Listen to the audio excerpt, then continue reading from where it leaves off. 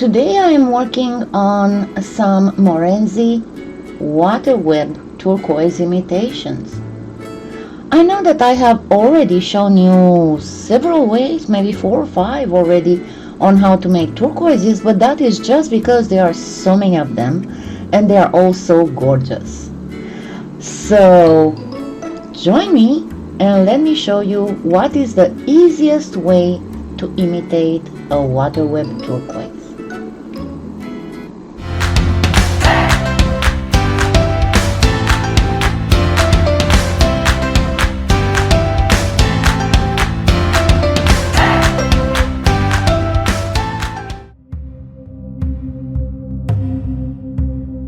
We start by making some Skinner blends, and in this I recommend you use soft clay, not firm ones, because the firm ones will not get the proper deformation. Generally speaking, for mokumegane you do not want to use firm clays. You always want to use the soft ones. So let me make that a little bit smaller because you don't need to see so much of me. And then let's do the Skinner blend. If you notice, I am putting the white a little bit going more into the blue, while the darker blue I'm trying to keep it more to the side. At least I did that for Premo with the Souffle. The Bluestone is not that dark, but I still ended up cutting off a little bit of the darker clay, because the whole idea on this, and you shall see, I'm going to put a link to the a tutorial that shows you how to make a matrix texture stamp that works not just for turquoises but for a lot of other stones. And yes, I'm making it public now. It was for a few months only for the free members of my website, and now it's going to be public.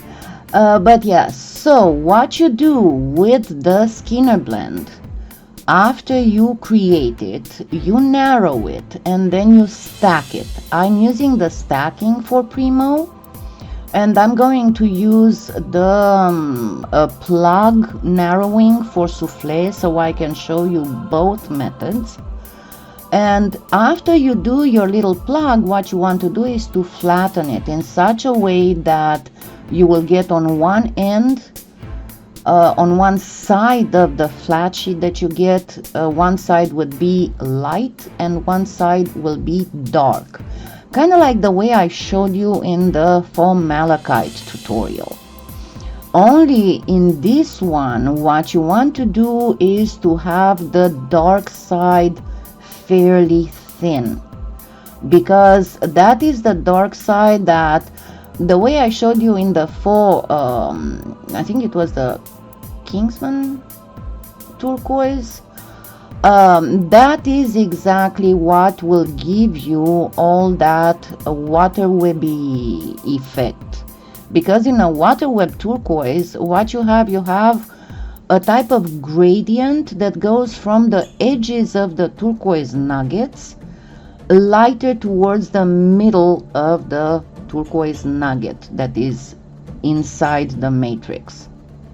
So once you got your sheets that are lighter on one side and darker on the other side, I like to pretty much manipulate them to make them fairly squarish, and then I cut them in 4, so I can get pretty much 4 cabochons from one of these squares. Where you have to be very careful about is that your darker side has to go towards the stamp and your lighter side has to be on top in order to obtain the effect. And see, here is the Souffle, and I have several different matrix textures here that I'm going to use. And here is the Premo, and I'm doing the same thing with the Premo gradient sheet. I am kind of rectangularizing it so I can cut it in 4. And the same as for the Kingman turquoise, once you start shaving, I will tell you at the exact moment what is very important, how you shave. And look at this. So what you want to do is to shave off the tips of those bubbles. And you need to shave them off deep enough to start showing the gradient, but not too deep to eliminate those little crevices and ridges that are between the bubbles, because that is where you will create your matrix. In this specific type of gemstone imitation technique for the turquoise, we do not create the matrix with the top sheet of the mokumegane, stamped mokumegane, but we are going to do the turquoise part of the cabochon with the mokumegane, and then we are going to do, if you remember, I did the clay inlay in clay. That is what we are going to do to create the matrix.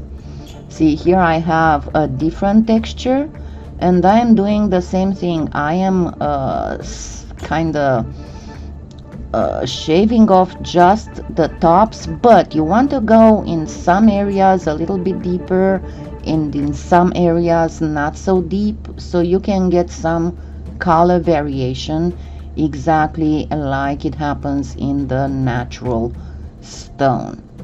And of course you will use these as veneers on a base cabochon made out of scrap clay. Here I have yet another texture that I made, and again I am shaving off the tips of the raised areas, but I'm going to leave there all the crevices that are in between, because those are the areas where I will fill with the foam matrix material. Now, most of the waterweb turquoises come from the Morenci mine. There are some waterweb turquoises that can be found in the other mines, but they are not as often found as the ones in the Morenci. Morenci is actually famous for its waterweb, and not just for the waterweb, but also for the spiderweb matrix. What I have right now there is something that imitates a spiderweb matrix.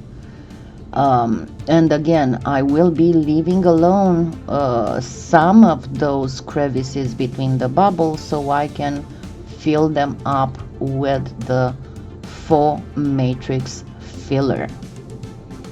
And I will put in the video description a few links to some real Morenci waterwebs, and not just Morenci, but there I shaved a little bit too deep, but that's fine. I can still use that as a veneer.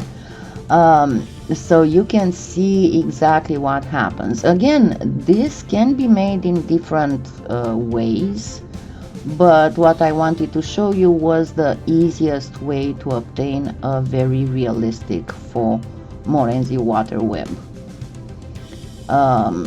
And as you see here, I did not trim enough of the darker area, so as I'm cutting to get to the lighter area, I'm kind of losing some of those crevices.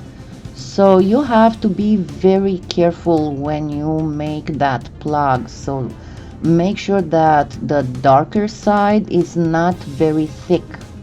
It has to be, I don't know, maybe about 1/3 of a millimeter at most, in order for you to be able to obtain the waterweb while still having some crevices between the raised areas.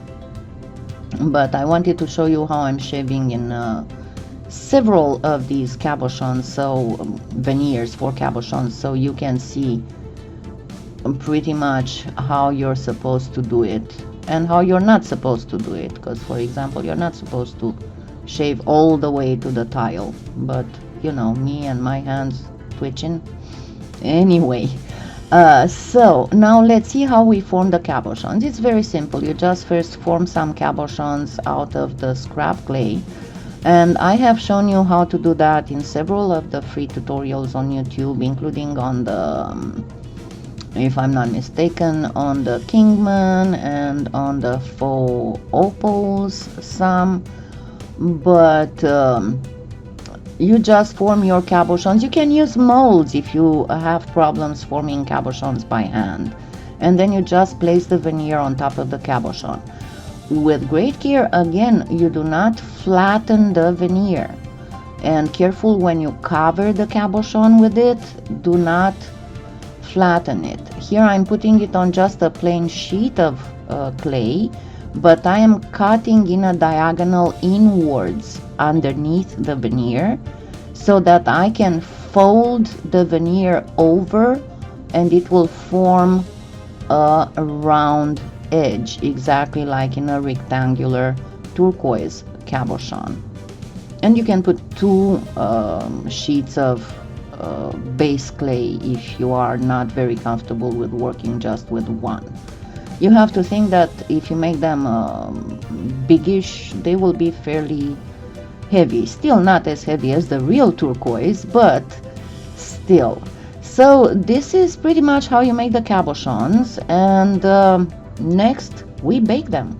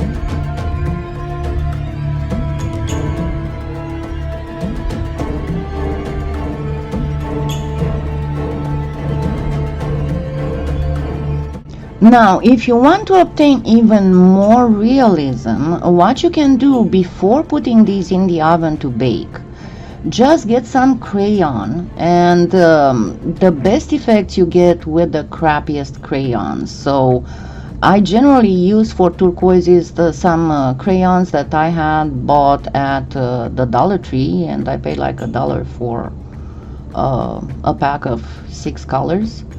But anyway, get some crayon and then shave some pieces out of it, and then just place a few of those crumbles on your cabochons and very gently press them in so they wouldn't fall off. And then go ahead and bake the cabochons.